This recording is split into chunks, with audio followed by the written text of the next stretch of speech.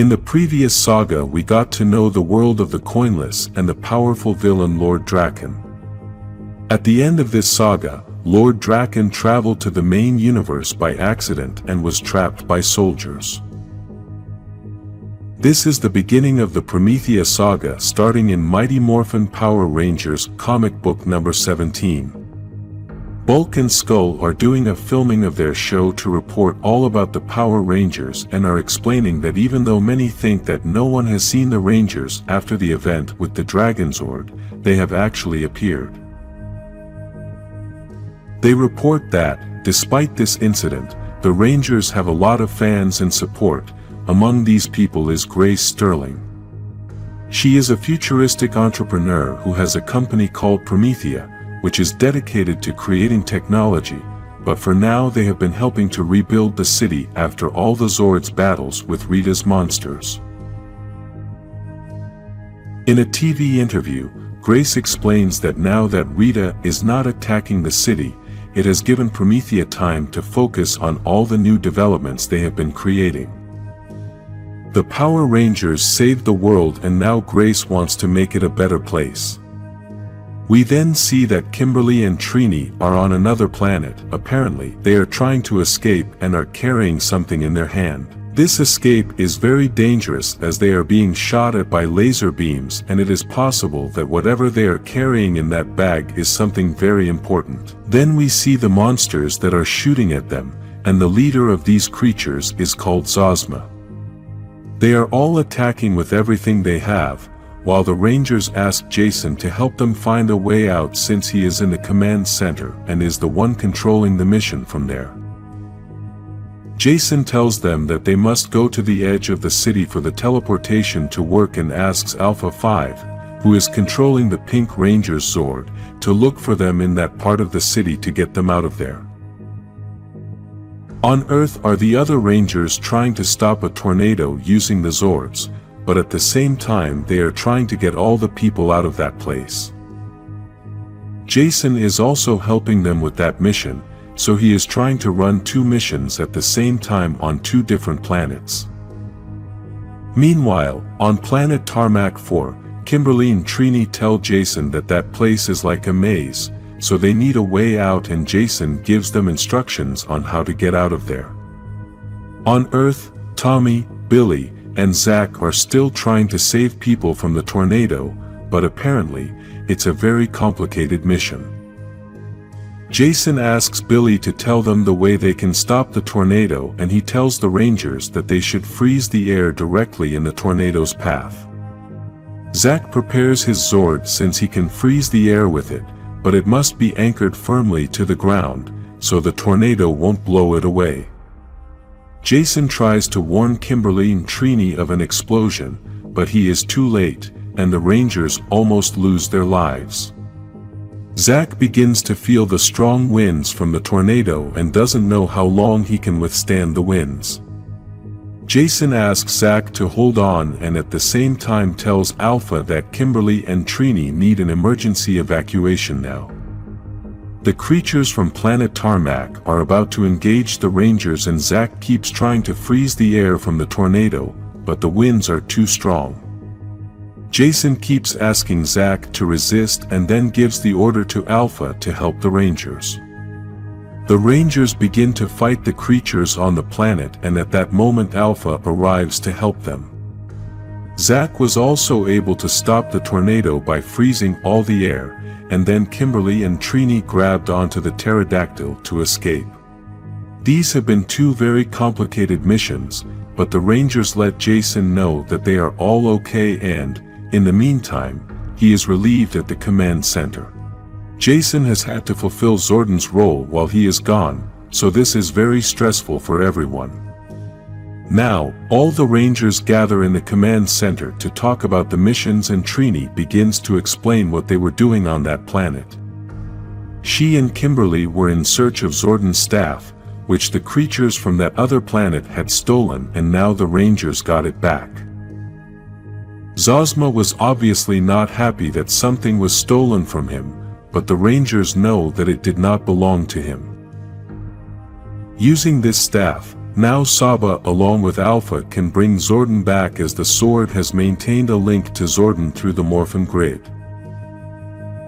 They needed a physical link to him, and Zordon's genetics are in his staff. Kimberly thought they would be back to normal, but Zack tells her that now that Rita is gone, they've been able to help people instead of having to fight monsters, so that's better than normal. Saba and Alpha congratulate the Rangers on all the good work they've accomplished and ask him to give them time to work on Zordon's return. Now the Rangers have a day off after a long time, and everyone has their own plans. Jason offers them to train in the pocket dimension, but Zack says he has a family matter. Tommy and Billy are going to the gym, and Kimberly and Trini are going to be at home. Jason decides to stay at the command center to keep scanning the news for any dangers the Rangers need, so they all leave, and Jason is left alone. There is a lot of news all over the world, and at the same time Jason also scans Rita's palace on the moon. Apparently, all this work has Jason very stressed, and the other Rangers start to notice. Since Billy and Tommy were in the coinless world, they are now closer and both train hard to the point of exhaustion. Despite this, they both feel that Lord Draken and the otherworldly Billy would have tried harder training, so they go back to training again. Kimberly is having a conversation with her mother about the fights she has with her father, and she thinks they can work everything out. Although Kimberly thinks that the problem is very simple to solve, her mother tells her that she can go back to talking to Matthew, and this makes her very angry. Meanwhile, Trini searches through her to-read list and starts reading Grace Sterling's autobiography.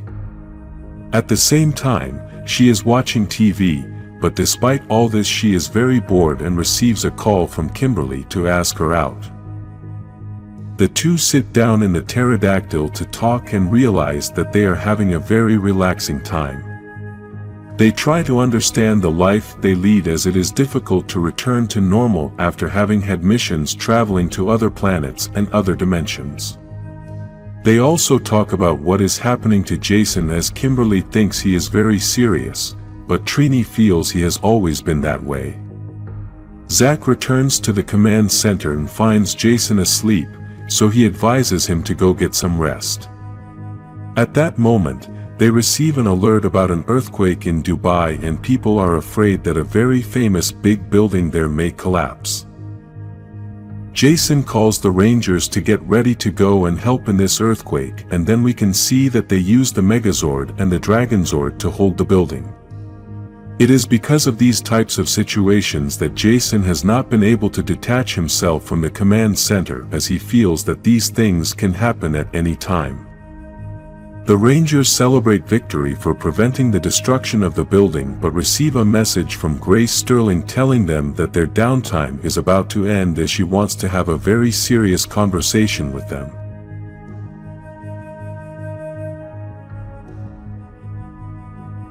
Grace Sterling, the owner of Promethea, meets the Rangers as she gets off a helicopter and tells them that she needs to talk something urgent with them. She also says that since she was in Dubai, it occurred to her that she could take the opportunity to talk to them in person since they were in that very place. She then explains to them that there are two airline pilots who got lost near a place that is hidden due to a dense fog, and they have not been able to get communication with them. That strange place does not appear on any map and seems to be invisible to the naked eye. Billy says that the fog is like an illusion to deceive, and then Grace shows them that there are strange creatures in that place, but the Rangers manage to identify that one of those creatures is Finster. This is why Grace wanted to inform the Rangers, as she thinks that this situation is not at the level of the government and the Rangers are the most suitable to take care of everything. After this conversation, the Rangers decide to teleport to this strange place and discover that all the architecture is a combination of the 18th century and the medieval era.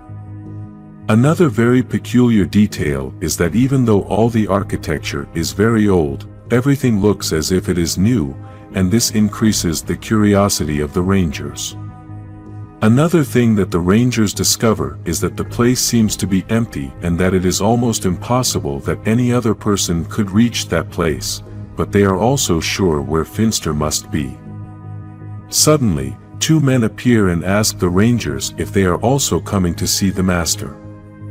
The Rangers are not sure what is going on, but they allow the two men to take them to another location so they can find out what is going on. When they arrive at the location, the Rangers can see that there are many people who seem to be waiting for someone, and those same people are surprised by the arrival of the Rangers. At that moment, Zack tells the people that they promised to help them, but Finster interrupts him saying that his villagers don't need any help because they are already perfect. After this, Finster welcomes the Rangers and tells them that he assumes they are here because of the Promethea pilots. The Rangers ask Finster about where Rita is, but he tells them that he has no idea where she is and now, he has some time to focus on his own art. At that point, the people in that place start to transform into putty patrollers, and apparently this is the art Finster was referring to. The Rangers begin to fight, but quickly realize that there are too many enemies, and they have to find a way to destroy many at the same time, so they decide to unite all the weapons to get the power cannon. This is an epic moment. The Rangers fire this great power and manage to destroy many enemies at the same time. There are a lot of putty patrollers blowing up everywhere, but Finster still has another plan up his sleeve. The two men who have been looking for the Rangers are actually two monsters in the shape of an armadillo and a boar. These two monsters go to join the fight, but Tommy tells Jason that they both need to get into the castle to look for the pilots, and Trini tells them that they can leave since the team can handle the other remaining enemies. Both Rangers manage to enter the castle and quickly find the two pilots who were locked in a cell. Despite having found them, the Rangers have doubts as they are afraid that these two humans are not real due to the fact that Finster now knows how to create humans. The pilots plead with the Rangers to help them and tell them that they are real. Outside the castle, the Rangers continue in battle, and the boar monster says that he is the best wizard pig ever created. We can also see that this monster is carrying a staff that has a green stone on it, and apparently, that is what gives him power. Inside the castle, Jason and Tommy decide to free the pilots who confessed to the Rangers that Finster tortured them and was studying them to create his art, so because of this, Grace was looking for Finster. The Rangers are surprised to hear this, but at that moment Finster appears with a strange gun and shoots them all. Outside the castle, the wizard monster decides to launch an attack to freeze the Rangers, but Trini manages to deflect it and the attack is received by the other monster. After this, the Rangers realize that the power comes from the staff, so Kimberly throws an arrow at it to take it away and Zack shoots it with the power axe. In this way, the Rangers manage to defeat all the enemies outside the castle, but they can't imagine what's inside. Jason and Tommy are trapped along with the pilots in what appears to be a mass that has turned into a hard rock, while Finster begins to show them everything he has been doing. Finster spent a long time trying to create creatures disguised as humans, but since humans are very complex, it became very difficult for him to finish his project. While Finster is talking, Jason tries to reach for his blaster so he can destroy the rock until he succeeds. Jason destroys everything in order to free them, and at that moment the other Rangers also arrive, so Finster has no choice but to surrender. Grace manages to get to that strange place with part of her team, and after thanking the Rangers, she tells them that maybe she can turn that place into a refugee center. Jason then tells Grace that the pilots had said she was looking for Finster, and she clarifies that they weren't looking for Finster exactly, they just had information that a lieutenant of Rita's might still be on Earth, so they started looking. Grace takes advantage of the moment to extend an invitation to the Rangers to be part of their team, since with all the reach she has in the world, she can tip off the Rangers so they can solve other situations like these. Even though this seems like a great offer, Jason decides to turn it down and tells Grace that the Rangers are independent, plus it's not a good idea to include civilians in this. Still, Grace tells him that the invitation will always be open, and after that the Rangers say goodbye. At the command center, the Rangers use a pocket dimension so Alpha and Saba can work on trying to bring Zordon back. In the same place they hold Finster as a prisoner, who tries to persuade Saba and Alpha, but Saba orders him to shut up. Outside the pocket dimension, Jason returns to his guard post and Zack is concerned about Jason's health. Because of this, he tells the Red Ranger that they should take Grace up on her offer since he can't keep trying to do everything. Despite this, Jason doesn't want to listen and is still hopeful that Zordon will return, which is why he doesn't want to work with Grace. Zack continues to insist that they should consider Grace's offer because, if Zordon doesn't return, then all of Promethea's technology will help them find hidden missions like it did with Finster. At that moment, the alarm sounds and both Rangers begin to see on the screen the news about a monster that started as a human and then transformed. With this, the Rangers confirm that there must be more of Finster's creatures, and it will be very difficult to find them since they won't know if they are real humans or disguised monsters. In Spain, there is a man walking quietly down the street, and all around there are many people as they are in a very populated city. Suddenly, this man says that the time has come for them to meet his nightmare, and he starts to transform into a horrible monster that is a combination between a sloth and a bear. These combinations between animals are very important as this may depend on the powers and attacks used by the beast. The new monster begins to destroy the entire city and people try to run for their lives. In a coffee shop in Angel Grove is Kimberly having breakfast with her father, and she tells him that she senses something is going on as it doesn't seem like a casual breakfast. Her father confesses to her that this is true and that he simply wanted to meet with her to give her the good news that he is marrying his new bride. In past stories we had already seen that Kimberly's parents had a lot of marital problems and were always fighting, so apparently, they were already divorced. Kimberly didn't take the news about her father's remarriage very well, and even though she told him that she was happy, she doesn't really seem to be. At the same place Tommy shows up, and Kimberly's father understands that there is some kind of relationship between Tommy and Kimberly. Because of this, he invites Tommy to sit with them, but it is noticed that Tommy is a little shy. This is why Tommy declines Mr. Hart's invitation, and at that moment, Tommy and Kimberly's communicators ring, but Kim's father thinks it's cute that their watches sound the same. Earlier Billy and Tommy had spent several days on Draken's world, and their parents thought they were lost. When the Rangers returned from that other dimension, they teleported under a place to make people think they were trapped all those days, and the firemen were able to get them out. All that rescue had been recorded on video, and now Billy's mother is watching that video again as she can't stop remembering that horrible moment. Because of this, she is excessively worried about Billy and always gets nervous when he has to leave for somewhere. In this occasion Billy had to go out to exercise with Trini, and after having told her everything that is happening with his mother, Trini tells him that it is quite normal after he is supposed to have been lost for several days.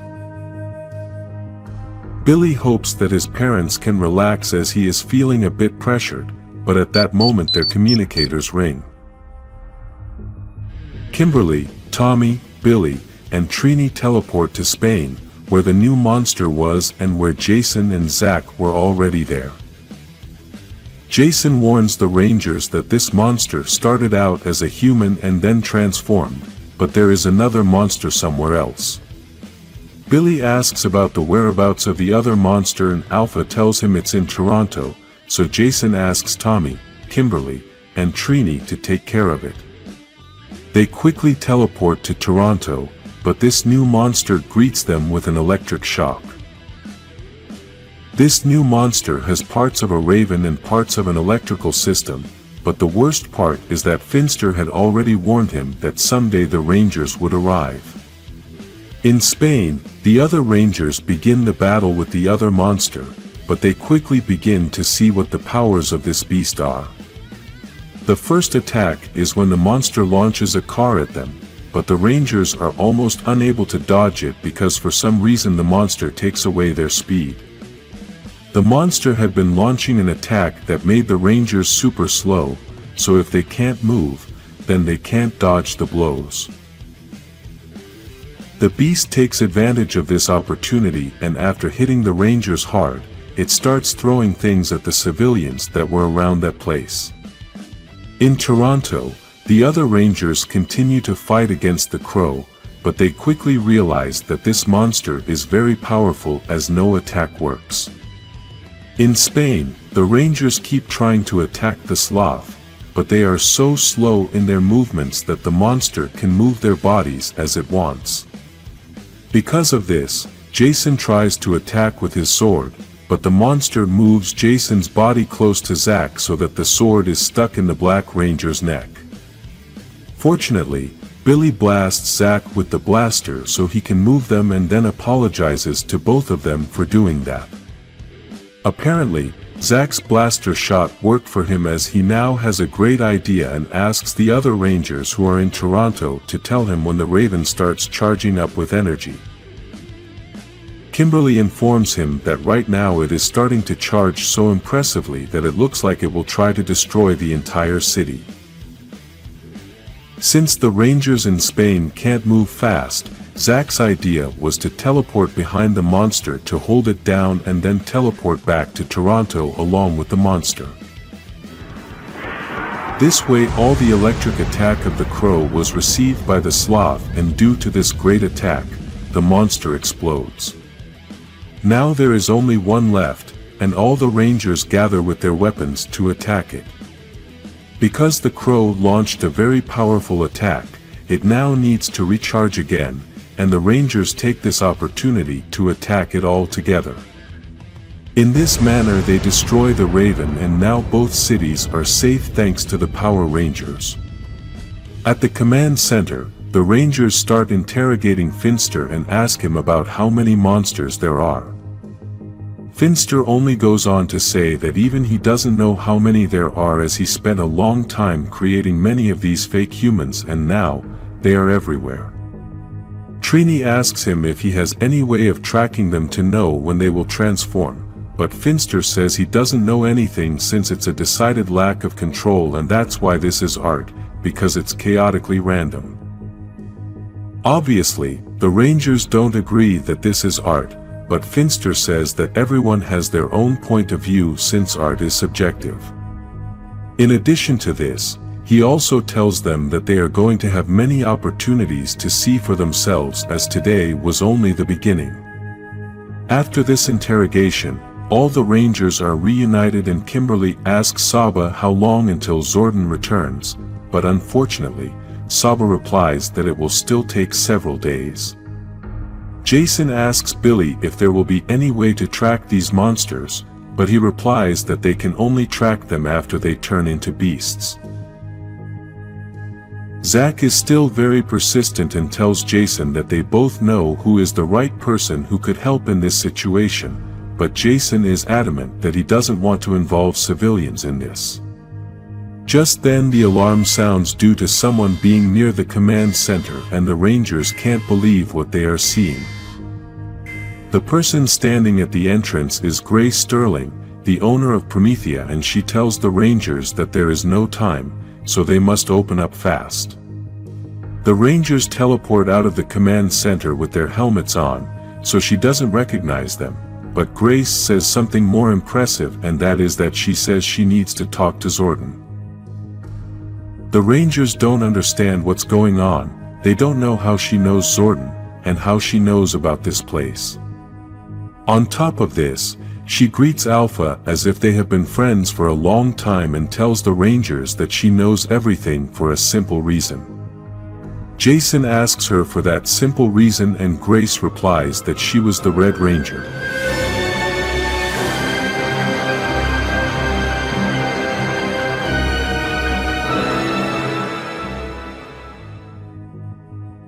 In order to understand the story, we must first meet the Supersonic Power Rangers, a very old team that suffered a betrayal from their Green Ranger. This story is longer, but in short, this Green Ranger joined Dark Spectre and became the Psycho Green Ranger. After 100 years of this event, in 1969 people were watching a very important moment in the history of mankind, the first man to reach the moon. What no one knew was that on the moon was a ship that had crashed, and it was the Psycho Green Ranger ship. This ship was in hibernation, and because humans were nearby, the ship was able to detect them. This caused the ship to begin the protocol to wake up, and now the Psycho Green Ranger will once again be a threat after being dormant for 100 years. There are many people watching this great moment on television, and here we are shown 5 very important people in this story, which are from different places. Later we can see a woman sitting on the roof of a building in Nazada, and this woman is Grace Sterling. In this story she looks very young, as all this happened in 1969, and at that time Promethea had not yet started. Sitting on that building she starts talking to her friend and confesses that one of her biggest dreams is to travel to the moon, but because at that time women were not considered for that kind of thing, she had no hope that she was going to make it. Her friend begins to encourage her, but at that moment, Grace disappears, and basically teleports away. Zordon and Alpha had teleported her to the command center along with 4 other people. In this group there are now 2 women and 3 men, which are very different. The man in the blue clothes comes from Russia, and no one can understand what he is saying as he obviously starts speaking in Russian. The man in the orange clothes starts insulting Zordon because he thinks he was kidnapped, and all this confusion causes everyone to start arguing amongst themselves. Suddenly, the Russian starts speaking the same language as the others, and they all think he speaks the same language as them, but he tells them that he is speaking Russian. This man's name is Nikolai, and he was actually speaking Russian, but Alpha had activated the translators in the command center so they could all communicate in the same language. Then the other woman in the group asks Alpha what it is, and the man dressed as a military man, whose name is Turona, asks if it is a robot alien. Alpha replies that it is just that, and also tells her that his name is Alpha 5, but also introduces them to Zordon. Quickly Zordon begins to explain to them the purpose for which they are in the command center and tells them that the fate of planet Earth depends on them. He also tells them that 10,000 years ago a witch named Rita Repulsa was conquering the world, but he managed to stop her with the help of others and locked her in a magical makeshift prison on the moon. Since Zordon knew that someday they were going to look for her, he installed defensive cannons, and 100 years ago they had to use them. The Psycho Green Ranger, Dark Spectre's assistant, had been sent to free Rita, and when Zordon realized this, they shot his ship with cannons. Now after 100 years they realized that they never managed to destroy the ship, it just crashed and was in hibernation during all this time. During all the hibernation the ship kept it alive, and now with the arrival of humans to the moon, the ship just woke it up. Alpha 5 managed to block the ship's communication so that the Psycho Green Ranger can't communicate with Dark Spectre, but despite this he is going to try to finish the mission, and this will release the most evil entity ever seen. Zordon tells the group that they must stop the Psycho Green Ranger and that they were chosen for their passion, dedication, and determination to be the Power Rangers. Some are a little angry because they don't even know what a Power Ranger is, plus they think they should just fire the cannons again, but Alpha tells them that can't be done. Zordon explains to them that the Power Rangers are a team of elite warriors who channel the power of ancient dinosaurs to defend the world from the forces of evil. Trona feels they don't have much of a choice, but Daniel says that they are just normal people and are not warriors.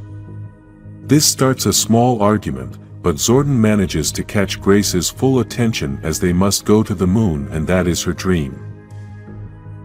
Grace quickly behaves like a leader and manages to convince everyone to accept the mission. Zordon hands out the morphers to everyone and names Grace as the team leader and the first ever Red Ranger on Earth. Everyone gets into position and Grace a little hesitantly repeats the same thing Alpha 5 said, "It's Morphin time." Everyone transforms and we can quickly see a very different team than the one we knew in 1993. Grace, being a woman, is the Red Ranger, the other woman is the Black Ranger, the Yellow and Pink Rangers are men. To better explain the position of each of them, the Black Ranger is Jamie, the Blue Ranger is Nikolai, the Russian, the Red Ranger is Grace, the Yellow Ranger is Trona, the military man, and the Pink Ranger is Daniel, who is a bit angry about getting that color. Alpha teleports the new Rangers to the moon, near the space dumpster that Rita was locked in, and they are all very shocked to be on the moon. Grace gets so excited that she starts crying, but the other Rangers start arguing over nonsense about the trips to the moon that Russia and the United States have attempted. Grace tries to calm the situation and begins to form a plan, but Nikolai doesn't want to follow the orders of a woman who also only manages a group of secretaries. The Blue Ranger feels that he can be a better leader and does not care if the Blue Head chooses her as the leader, he is going to do whatever he wants. Nikolai's plan is to hunt down the Psycho Green Ranger, and Grace decides that she is going to go along with that idea but asks him to make it a coordinated thing. Because she has a lot of knowledge about the moon, she creates a plan and tells the Blue and Black Rangers to go to a certain part of the moon to see if they can find the enemy's ship. These two Rangers leave, but when they arrive at the place it was too late because the Psycho Green Ranger was already prepared. While the two of them try to get to know each other better, the Psycho Green Ranger prepares to attack them from behind and take them by surprise. Meanwhile, the other team members continue to wait, but quickly start another argument over silly things as they are all very different and have very opposing views. At that moment, they hear the Black Ranger call for help and then they see a big explosion near that place. The Psycho Green Ranger was beating up the Rangers, and even though the Blue Ranger was able to attack him, this was not enough to stop him. The Psycho Green Ranger hits Nikolai so hard that he sends him flying far away, but Grace manages to catch him before he hits the ground, and now the Psycho Green Ranger lifts a big rock to try to crush the Black Ranger. Despite her pleading for her life, this evil Ranger shows no mercy and crushes her with that big rock. Trona and Daniel try to attack the enemy, but the enemy manages to destroy the Pink Ranger's helmet glass, which causes him to start choking. The Rangers try to help Daniel, but the Psycho Green Ranger stops them with a very powerful attack. After this, he goes in search of the dumpster to free Rita and finally finds it. Fortunately, Alpha manages to explain to the Rangers how to build the power blaster, and with this they manage to strongly attack the evil Ranger. The Rangers think they managed to destroy it and also realize that the Black Ranger and the Pink Ranger are dead.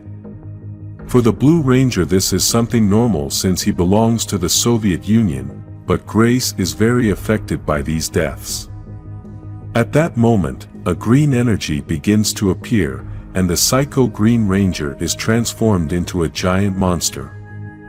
The Rangers can't believe what they are seeing, so they start running until they come across the Bandora Palace, and outside there is a giant cannon. Because of her military experience, Trona realizes that they won't get many shots with that cannon, so after Grace's words to her, the Blue Ranger decides to sacrifice his life to save the Earth.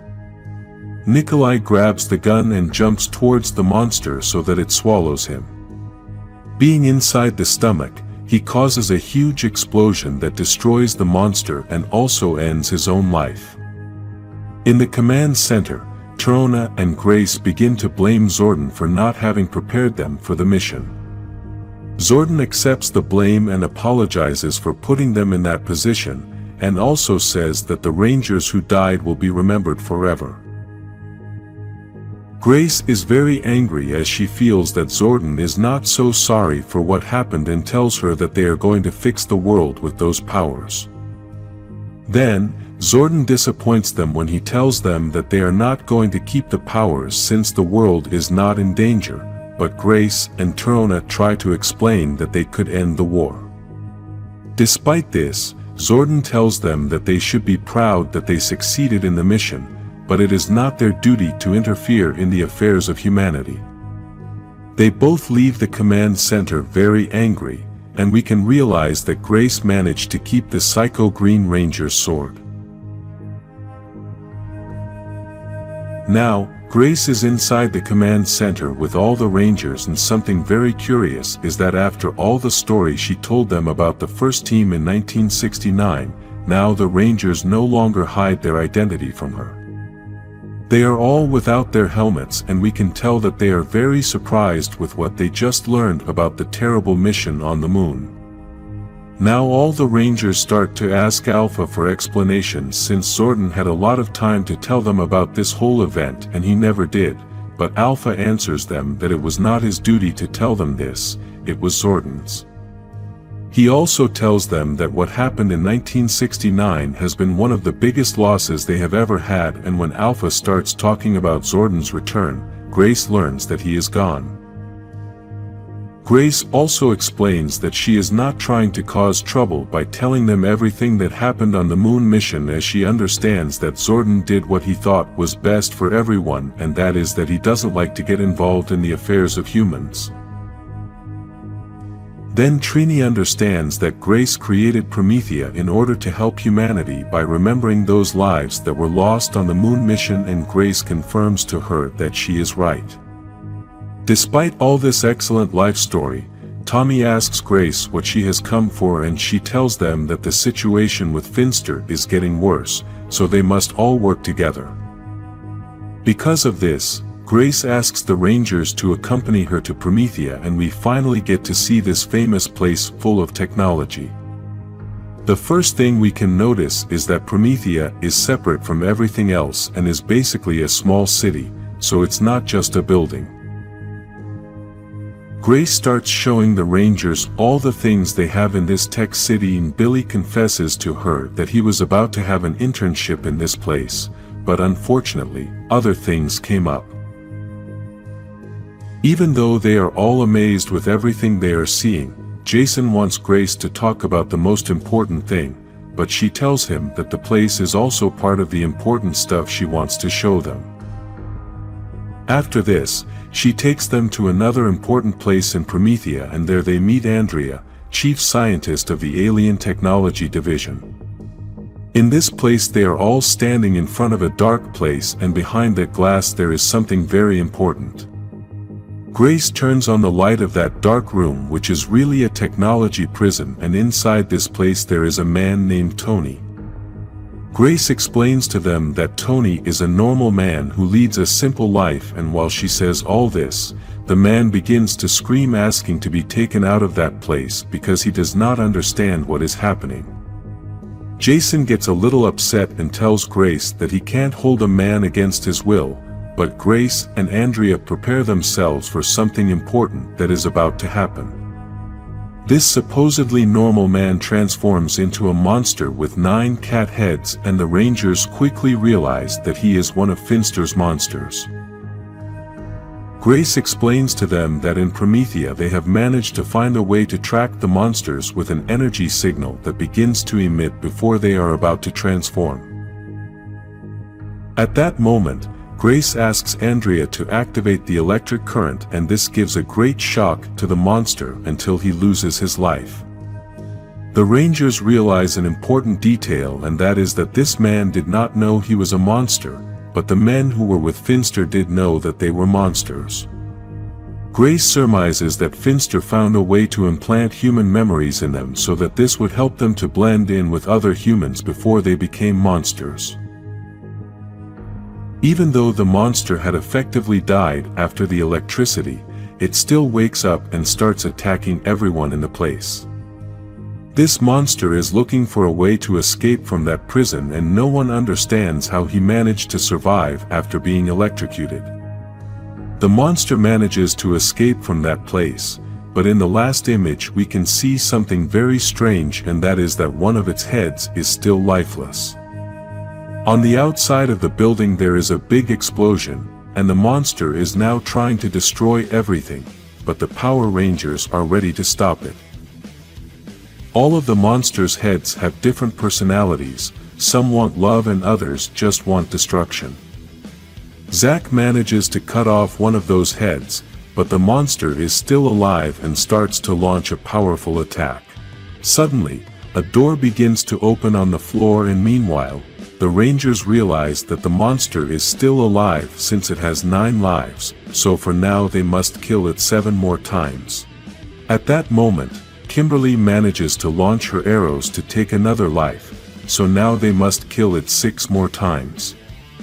The other Rangers start attacking the monster hard on different heads, but Billy has already lost count of how many times they need to kill the monster. If we go by their heads, then he only has 3 lives left, but at that moment, something very big crushes the monster and ends another one of his lives. What had stepped on the monster was a giant robot that Grace built in Promethea. Basically it's almost like having your own Megazord. We can notice that this monster has a very different style, and you can tell that it is built in a place full of human technology. After this, Grace proceeds to crush it several more times in order to finish with the last remaining lives of the monster until it is totally destroyed. Inside the warehouse where Grace keeps this giant robot, the Rangers ask her if this is a Zord, but she tells them that it really is a robot since it does not use energy from the Morphin grid. Despite all this, Jason is not convinced that it is right for Promethea to have built a giant battle robot, but even though Grace understands his point, she still tells him that at Promethea they are proactive in trying to make the world a better place in all areas. She also explains to them that after Rita hacked the Ranger Zords, they felt it was time to build a backup plan, and that's why they have the giant robot. Grace also adds that for now the important issue is the situation with Finster, so again, she offers the Rangers to all work together. Promethea is able to start tracking the monsters before they transform, but unfortunately, the transports are too slow to be able to quickly get to the places where the monsters are. Because of this, she asks the Rangers to be a part of this since they can quickly reach those places with teleportation and therefore be able to destroy those monsters before they cause a tragedy. At that moment, the Rangers receive a call from Alpha, which says that he has good news as they have managed to have a breakthrough. After this, the Rangers can hear Zordon's voice, saying that he has returned.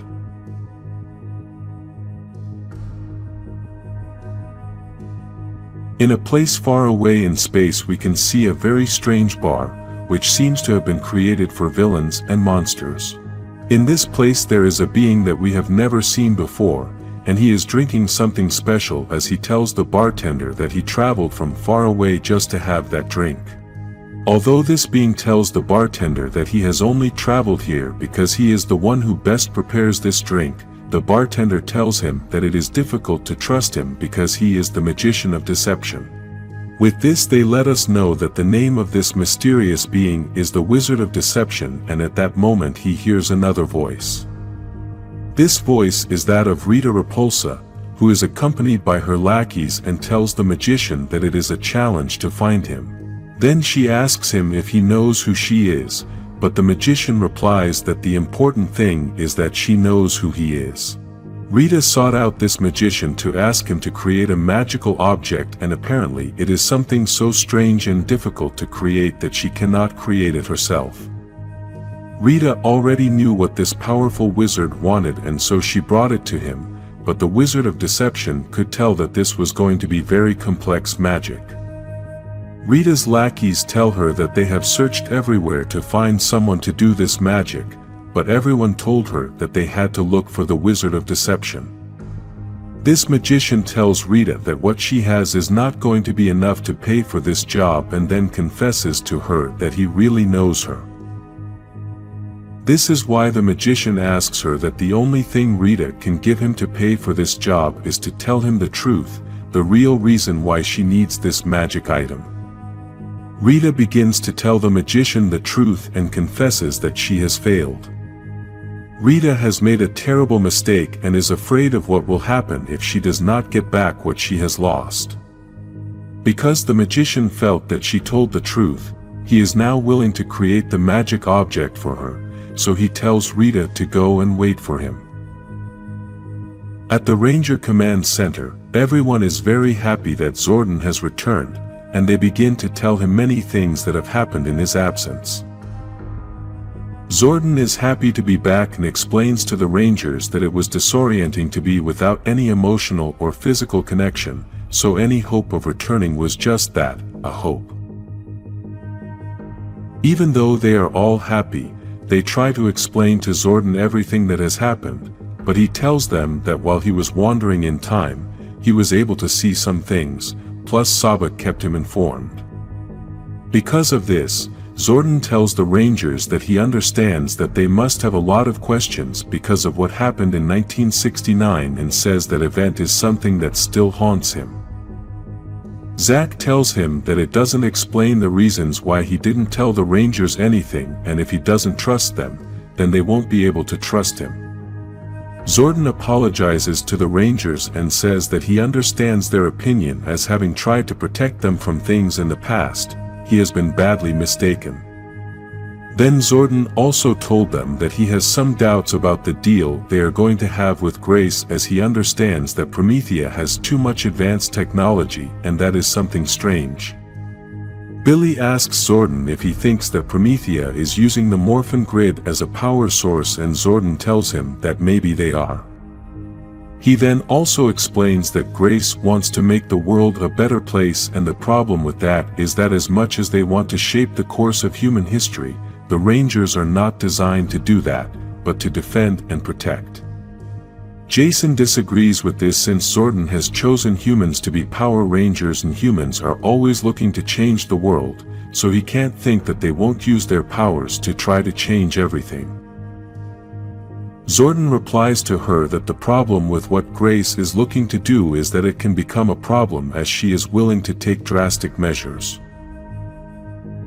Saban also starts to give her opinion and basically says that decisive action definitely needs to be taken regarding Finster's monsters.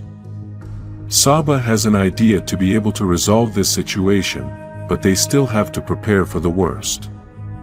Jason then explains to Zordon that Grace has all the technology to be able to find the Finster's monsters, and that way they could put an end to the problem. Zordon tells him that if that is the direction he wants to go, then that is his choice, but advises him to be very careful. Now the Rangers are in Promethea, and we can see that they are all using their helmets to hide their identity. Tommy and Billy are working together, and Billy confesses to Tommy that it is very complicated to work with the helmet on, so Tommy gives him the idea of creating something that can block the security cameras. Billy is very happy with this idea, but he also tells Tommy that he can go talk to Trini and Kimberly, since they can give him more conversation. Trini and Kimberly are analyzing the body of the monster that had 9 cat heads, so they can find out more information about Finster's creations, and they both don't understand how Finster can give monsters personalities. Kimberly suggests that it's all magic, and Trini says that's precisely what scares her. The two then have a conversation about Kimberly's parents' divorce and her father's new girlfriend. She also mentions what happened with Tommy at the coffee shop since her father invited him to sit with them. In the pocket dimension, Saban tries to have a conversation with Finster to convince him to take another direction by telling him that it is going to allow him to do what any artist wants to create. Finster is confused as he has created before, but Saban clarifies that so far, he has only created what Rita has wanted and has not had the freedom to create what he wants. Saba's offer is for Finster to stay in this pocket dimension since here he will be able to create whatever he wants with almost infinite energy, but he must stop the monsters he has created. Apparently, Finster didn't like the proposal very much as he tells him that a creation is no good if it can't be appreciated, but Saban tells him that he thought art was purely about the act and not the audience. Finster tells him that not publishing your creations to an audience is not going to let you know their true value. Art is about the relationship between the creator and the audience. It is about the reaction provoked by the creation. Even though this site is awesome to be able to create anything, building just for the sake of building is boring. Besides, he can't control the monsters even if he wanted to, and the real reaction is the chaos that exists is the one you're not expecting. In Promethea, Jason is having a conversation with Grace in which she mentions that she has a lot of smart people working with her and also says that Billy is brilliant. Then they both start talking about how hard it is to be a Red Ranger and all the weight that comes with it. Jason tells her how hard it has become for him to be in that position, and Grace tells him that he is slowly going to start being able to anticipate situations so that he can better resolve crises. In addition to this, she also tells him that she will always be available to help him make the burden of being the Red Ranger lighter. At that moment, the alarm sounds and there is a person about to transform into a monster, so Jason asks all the Rangers to be ready to leave. Quickly, the Rangers teleport and Andrea is very surprised with this Ranger technology. Andrea asks Grace if this is a good start and she says yes, but then asks if the Rangers know what she is planning, but they don't know anything. Then Grace admits that when the time is perfect, they are going to find out, but for now there is a world to save. This is the final episode of the Promethea saga, and although it was a saga with little drama, it is the one that opens the way to the best Power Rangers saga of all time. The next saga is going to be the Shattered Grid, and in this last episode of Promethea we get to see how it all started. Finally, Rita arrives at her palace on the moon, but she realizes that everything has been destroyed by the Dragonzord. Despite all this destruction, Rita and her lackeys think it's not so bad, so she starts using her magic to rebuild everything. Rita has managed to make the palace look excellent, and best of all, she has her throne ready. Her lackeys quickly think that the next step is to plan a new attack, but she tells them not yet. The first task Rita wants to accomplish is to find Finster, but we all know he's in the pocket dimension of the Rangers Command Center and it's going to be impossible to get him out of there. In New York, the Rangers are fighting a new monster that Finster had built to transform from his human form to an animal-like monster. This time we can see that this monster looks like a giant sheep and has certain artifacts all over its body that seem to emit a rather loud sound. After the Rangers have defeated so many monsters, they are now starting to make jokes about the identity of this particular monster. They also want to give it a name, but Billy suggests that they should ask the monster since they almost always already have a name. This giant sheep is focused on broadcasting a message, and this message is to tell people about the reality of human conspiracies. At all times he is always repeating that they should listen to Sheeple's message, which is obviously his name. Because the Rangers want to stop this monster, the giant sheep gets angry because they think he will not be allowed to broadcast his message and attacks the Rangers with a lot of wool coming out of his body. The Rangers don't understand what is going on, since obviously wool is not something that can hurt you, but what they didn't know was that this wool turns into little monster sheep that are a big army. In Promethea, Grace is overseeing the Battle of New York, and at that moment, another employee arrives to warn her that there is another monster in Vancouver. The problem with this new monster is that it has not yet transformed, and the satellites cannot pinpoint its specific location, but they manage to find an approximate location. Grace decides not to tell the Rangers anything for now, since they are still in the battle in New York, so the Promethea team is going to try to take care of the Vancouver situation until the Rangers are done with the giant sheep. In the meantime, the Rangers are trying to destroy all these new little monsters, but it is a very complicated situation as the giant sheep continues to create more wool. This giant sheep uses his loud voice to order his little wool monsters to do what he wants. After trying to attack people, the monster now decides that all the wool should come back to him, and in this way, he manages to catch some people. The Rangers no longer know how to resolve this situation, as they basically have to destroy an entire army, and this is very complicated. Billy quickly uses his intelligence to come up with a plan, but doesn't give the Rangers much information and proceeds to call his sword. Billy asks the Rangers to keep helping people so they can give him some time, but Jason asks him to explain the plan so they can help him better, so Billy proceeds to explain.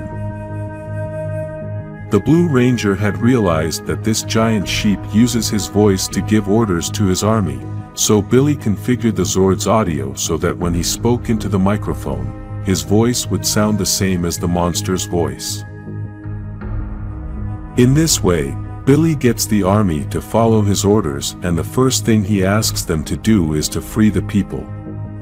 The giant sheep can't believe what is happening, so he starts trying to stop the little monsters, but it doesn't work. After this, Billy orders the little monsters to attack him, but because he is using the voice of the giant sheep, the army attacks the monster. Billy manages to destroy the monster and at the same time destroys the army.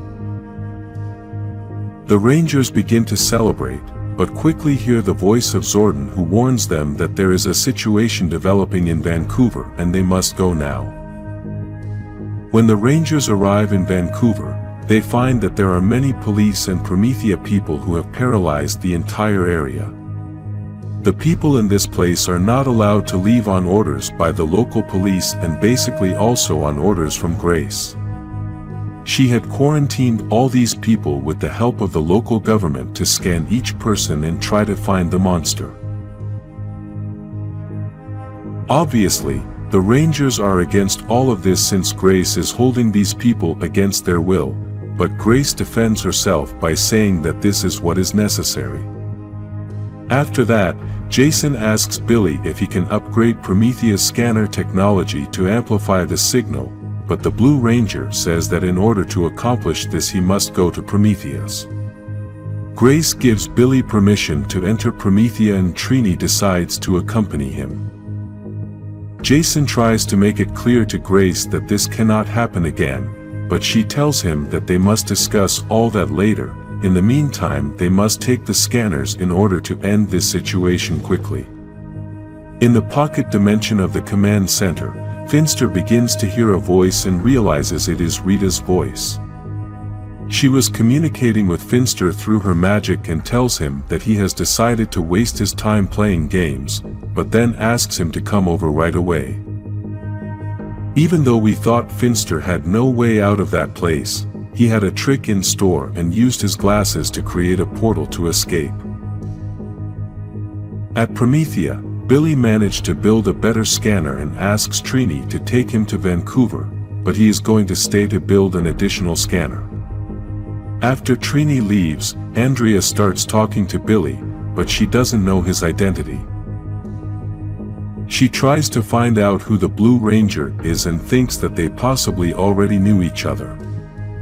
Within all that conversation, Billy mentions that he had noticed that a part of Promethea was consuming more energy than the other areas, and he would like to know why they need so much energy in that part. Andrea just tells him that those are just corporate secrets and that even she doesn't know everything about Promethea. In Vancouver, the Rangers are still talking about everything Grace has done, and Tommy thinks that if she did this, then she is capable of doing anything. While the Rangers are talking, we can see that Billy is walking silently through the halls of Promethea, and apparently, he wants to find out what is in that other part that is using so much energy. At the entrance of that place there are 2 guards who are guarding the door, and they tell Billy that even he doesn't have the authority to pass to that confidential place. Billy apologizes and walks away from the place, but in reality, he was only hiding and then teleporting into the secret place. He quickly hears a very familiar voice telling him that this is an excellent way to get through a door, and then Billy realizes that this voice is Lord Draken.